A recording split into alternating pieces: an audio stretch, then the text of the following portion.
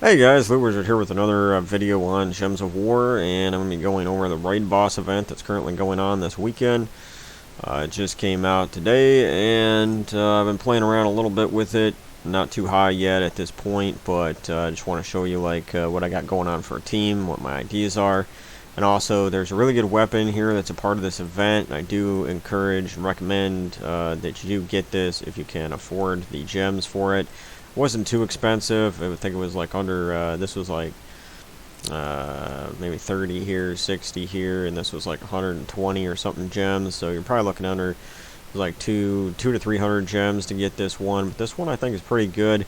Divinian Fields allies, I'm kind of having mixed feelings about the troops in that kingdom. There's a few good ones, but exploding yellow gems is fantastic. Plus, you know, if you do make a decent team of the Divinian Field allies, it's you know, great because this weapon, when cast it, will grant a random status effect to all of the Divinian Fields allies, and then it will summon a Divinian Fields troop if there's an available spot.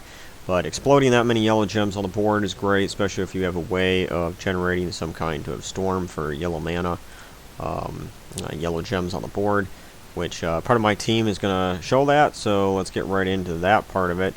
But I do recommend getting that weapon because it'll be useful for all sorts of other teams, besides even just Divinian Fields, because you can explode all those yellow gems.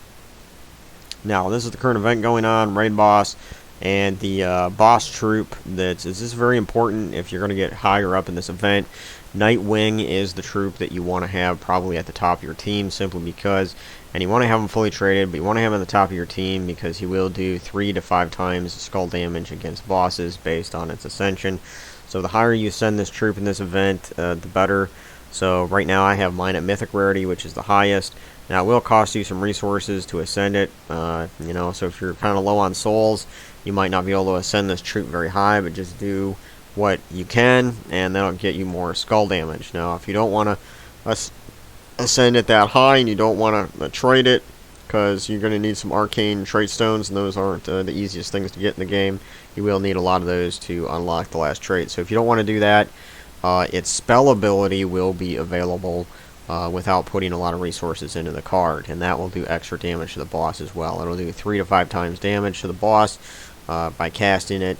The thing I really like about this troop as well is that it does generate mana. It generates 8 yellow and 8 purple gems every time you cast it, and it does take 12 purple gems to fill it up.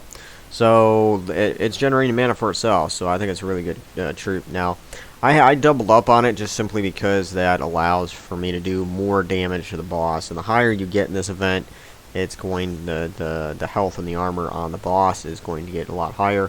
Now, the weapon with the event that I was talking about earlier is Eye of Orion, and as you can see here, I have that currently equipped. But also with this team, I have this troop, Orrery, which is a troop you can get. I believe it's a legendary troop for one of the underworld kingdoms. I could be wrong about that. It's been a little while, and I don't remember exactly where this troop comes from. But if you can get your hands on this troop, it's pretty good. It will destroy a row and a column, so it's a little bit of mana generation here. And you're going to deal some damage to all enemies boosted by purple and yellow gems destroyed. And if you're going to use this troop, I suggest highly that you trade the whole thing, because conjuring a Starstorm at the start of your turn is really what this troop is mainly in this team for.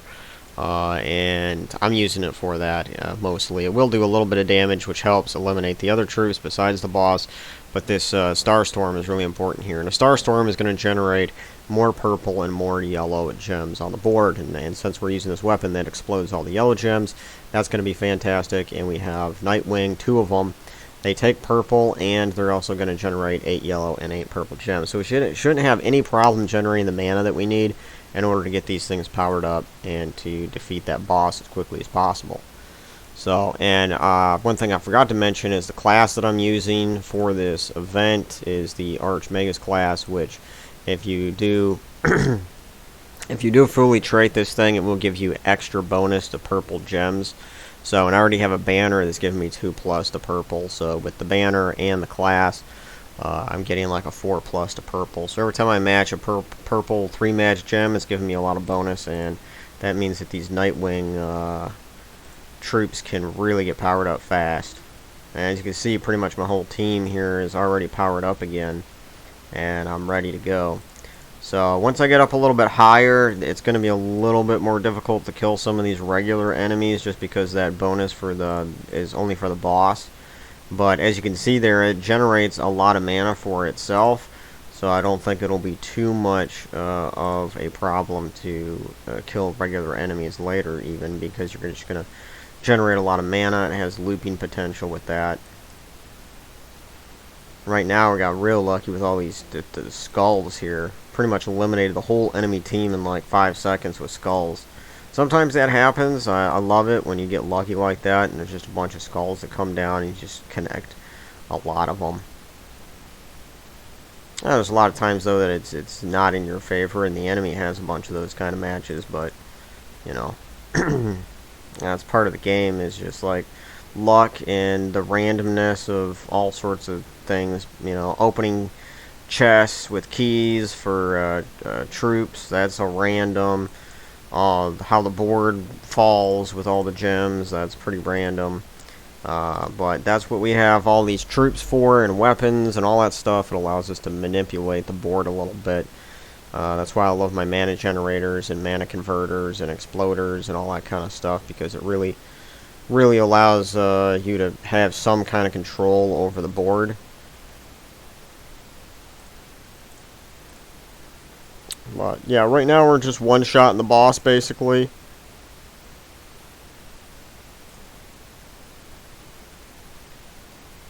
Because he doesn't have a whole lot of health and armor yet, but he will. He's going to get up to the point where he'll have quite a bit of health and armor. It's going to be a lot harder to kill him. But that's why I have 2 Nightwing, and we're not really using the full potential of having 2 Nightwing right now, but if I keep doing battles and this boss gets up there to like level, 200, I mean, having 2 of those Nightwings will definitely help.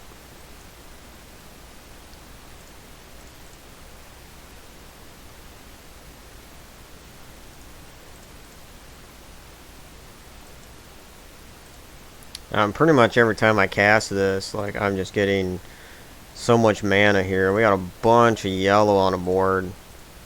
See how much damage that did? 36 damage, and then it filled up again. So yeah, that's what I was saying. Like, having this troop here, it's mainly for the Starstorm, but it does do some damage, so that's helpful, and it does damage to all enemies, so I like that.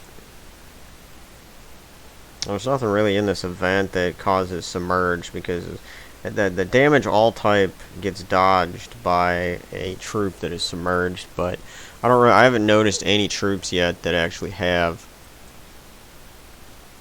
an ability to submerge.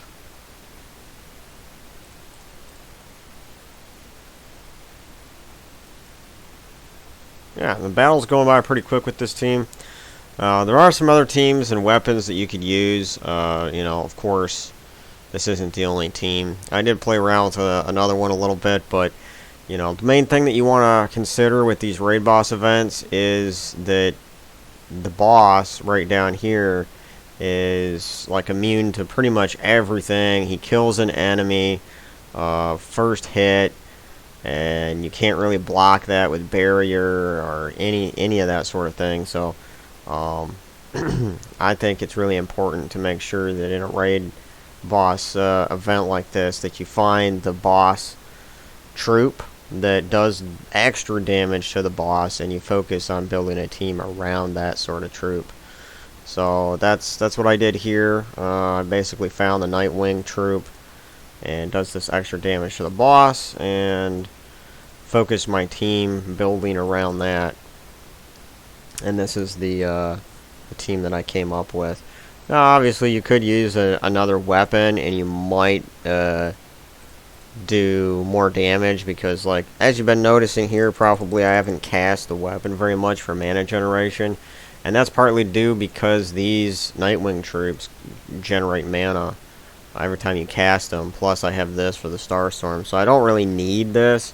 I could probably replace the weapon with another weapon. And there's all of the weapons. There's no restriction on color for this event, for your weapon or for its kingdom or any of that. So you could really, you know, use a different weapon in here. Like, for example, I could throw in the Doomed Axe, and this thing is going to do spell damage to all enemies, plus convert purple gems to Doom Skulls. And since we're doing extra damage to a boss with skulls, and you know, that might be useful with the skulls, and we're also have a Starstorm going, so there's going to be more purple on the board.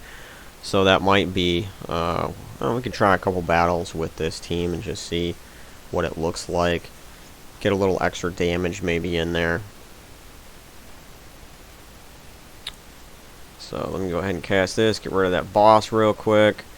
And now we have a situation where I can cast this and convert all purple gems to Doom Skulls, but there really isn't any skulls that match up with purple there on the board. There's a lot of purple too, but we'll go ahead and see what happens here. We're going to cast these guys a couple more times, see if we can get some more purple lined up with skulls.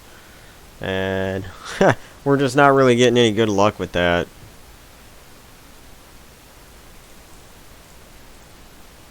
Let's see here. Lots of purple on the board, but not really that many skulls.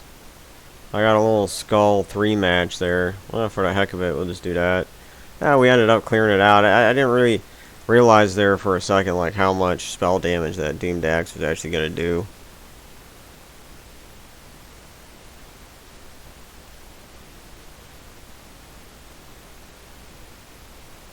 We got a little more skulls on the board here, but we got to get some stuff powered up. And we're still one-shotting the enemy. That's good. Oh, we got a 4 match up here for more than a 4 match for some skulls. We'll go ahead and do that. That'll give us an extra turn. And we got an extra turn there. A bunch of skulls. Boom, boom, boom. Everything's dead. So, yeah, definitely this Doomed Axe is working really good. So, you could use that other weapon to generate mana, but we have so much mana generation going on already with this team. I don't think that it's necessary. But definitely I still recommend getting that that weapon, because exploding all yellow gems on the board is pretty awesome. And like I mentioned earlier, you can use it for a different team. It doesn't have to be a Divinian Fields team.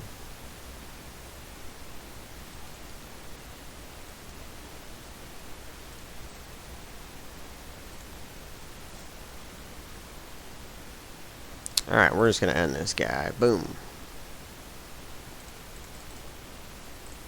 Alright, let's go ahead and do one more battle here, and then I'll end this video. See if we can get some skulls matched up here. Let's see.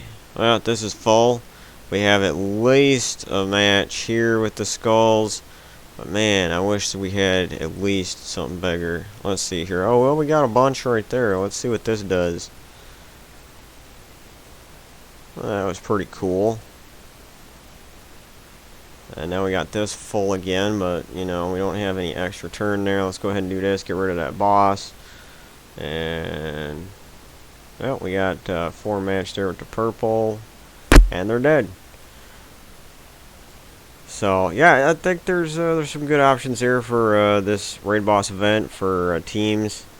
So those are the teams that I've been playing around with this event, and so that's what I got for you guys in this video. And as always, thanks for watching, and I'll see you on the next video. Later.